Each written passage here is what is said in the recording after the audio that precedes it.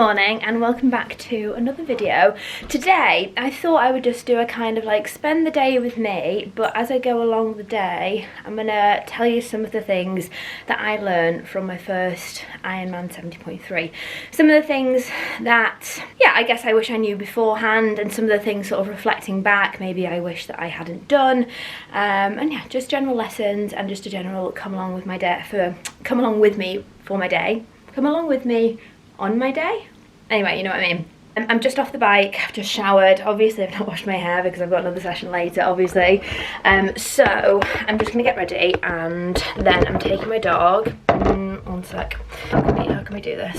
I'm even in the shop. Who knows? Oh my god. Just my trophy's getting in the way. I came second in a sprint distance triathlon. What's this one? No, that was a standard. This was third female in a sprint. Starting to get all my silverware together, you know. Anyway, let's get into this video. So the first one I'm going to talk through is don't stress about the things you can't control.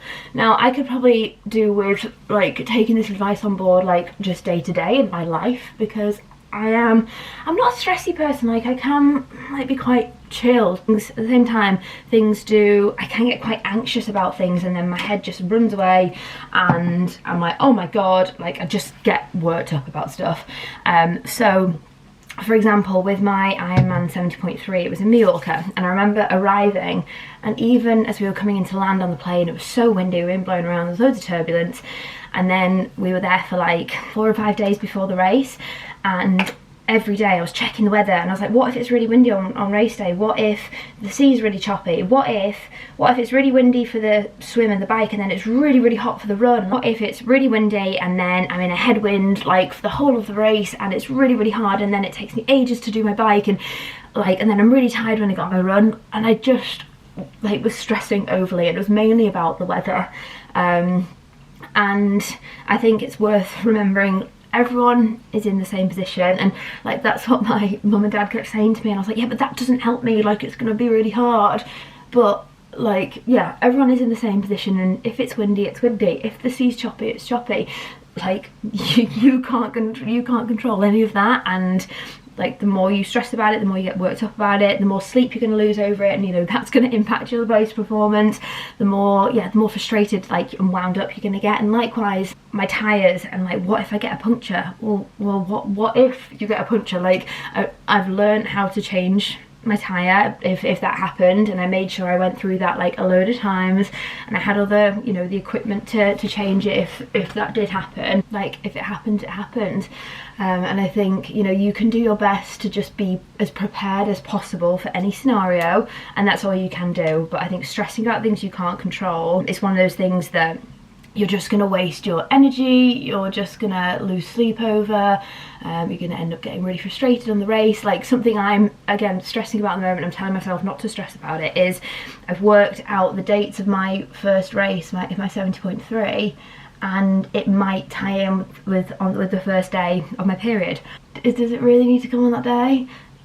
Being a woman is really annoying, but again, like there's nothing I can do to change that. If it comes on that day, it comes on that day. It's something I can't control, and I'm trying not to get in my head about it. Like the other day I was on my like period tracker app looking to see if like I'm a day late, if I'm a day early, like where will it fall, what will happen. I'm like what will happen. Like last month my period was 2 days late, this month it was 5 days early.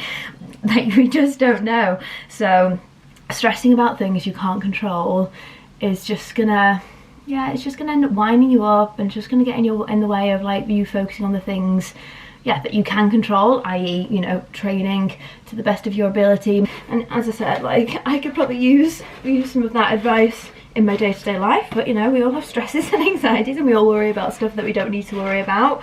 But yeah, don't stress about the things you can't control, and just focus on doing your best at the things you can control.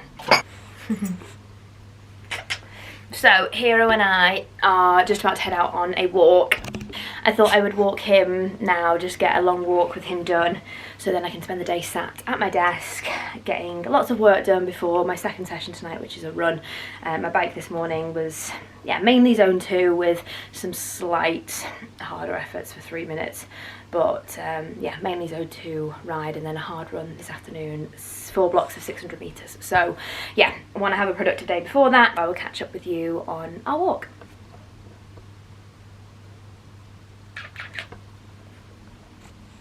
Say hi.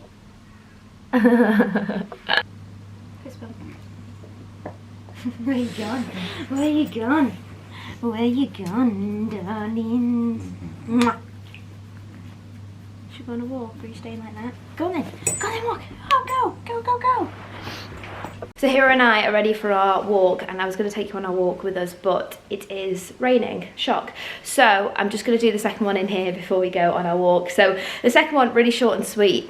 Put sun cream on your parting. I had my hair braided and obviously had a centre parting, and I got so sunburned on my head, and for like days and weeks afterwards I had this awful pain. Like any time I brushed my hair, it was so sore, all the way down my centre parting. So I guess this applies to men as well. Like, I guess if your head's not used to being out in the sun for that length of time, then you're probably going to burn your scalp. So get the SPF on your head. That's I think that's a really important one. You don't want to get sunburned, so yeah, get the sun cream on your head. So we're back from our walk, and it actually turned out to be a really nice day. Look how nice these flowers look, by the way. These lovely tulips. Gotta appreciate the little things. It's sunny and there's lovely tulips. Yeah, we're back, and I'm gonna make some breakfast and talk you through point number 3.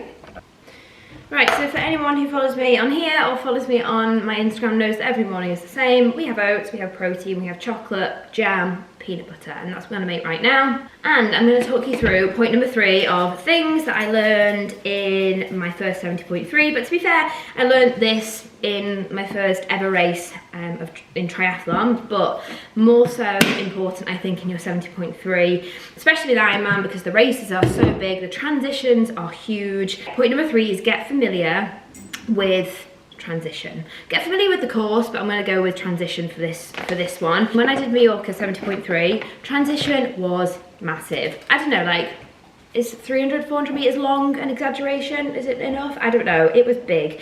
There were thousands of bikes, like 6 rows. It was just huge. You get the point. What I did, I made a mental note of where my bike was in relation to the buildings around me, but still, when I got off the bike and your head's a bit all over the place, you're not feeling your freshest, let's put it that way, after you've just cycled 90 kilometers.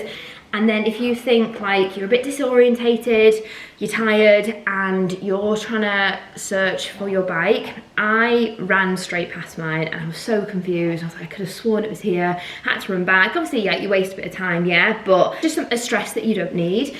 So really get familiar with transition being like where your bike is, where your transition bags are as well. If you're doing an Ironman event, let me just get some water. If you're doing an Ironman event, you get given transition bags. So you don't lay your kit out like you would in I guess a normal triathlon. You have transition bags and they're all wrapped on hooks. So yeah, knowing where your transition bag is, and then obviously knowing where your bike is. So when you're a bit delirious, when you've got out the swim and you're looking to find your bag, which because you've got your helmet and your cycling shoes in, or when you come to bring your bike back in to re-rack it, you want to rack it in the right place, and then you want to go and get your run transition bag. All of these things, like, gonna save you time, but it's gonna save you stress. Like, these are stresses you don't need when you've got, you know, your run or your bike to do.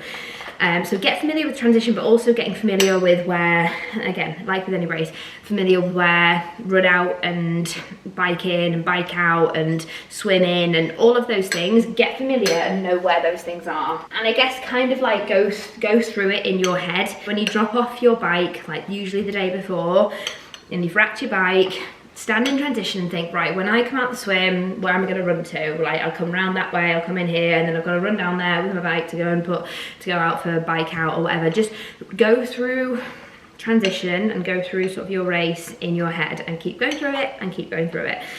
Because the more familiar you are with it all, the more comfortable you're going to feel, the more successful your transitions are going to be.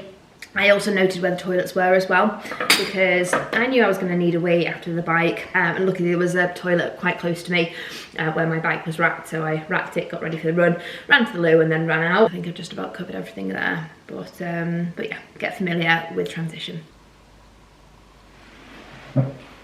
Just as a bit of a follow-on point from that transition one I was just saying, is again, and this goes for any triathlon, practice your transitions and go through them in your head as well.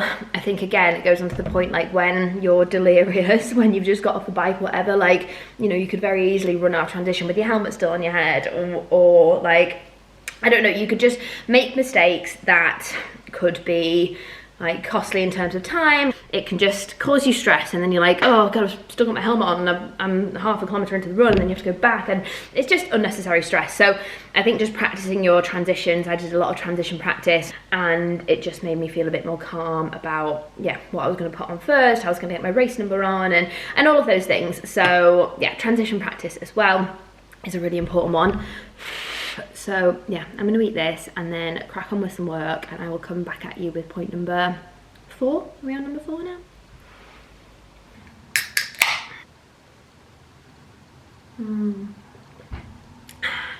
So point number 4 is going to be all about nutrition.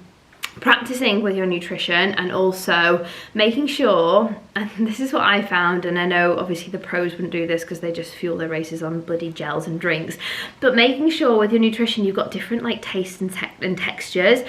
What I found was I fueled with gels, and then I alternated gels with like malt loaf or saurine, which is very sticky and sweet. I also had a couple of nut bars, which were great because they were a different texture and had some saltiness in them, which I think I needed.